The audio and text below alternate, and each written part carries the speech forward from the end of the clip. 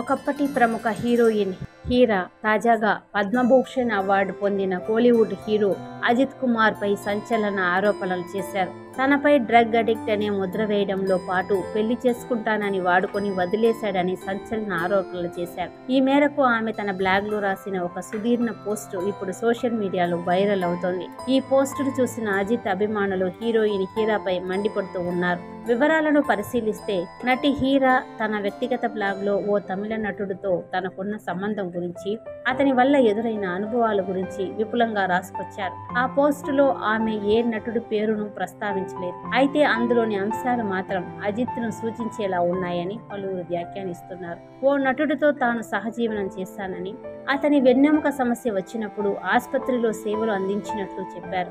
ముఖ్యంగా సినీ కెరీర్ లో కూడా అండగా నిలిచినట్లు చెప్పారు. అయితే ఆ తర్వాత తనపై డ్రగ్ అడిక్ట్ అనే అబద్ధపు ముద్ర వేసి దూరం పెట్టారని ఆమె ఆవేదన వ్యక్తం చేశారు. కాగా గత 1996లో అజిత్ హీరా కలిసి కాదల్ కోటై అనే చిత్రంలో నటించగా ఆ చిత్రం ఘన విజయం సాధించింది.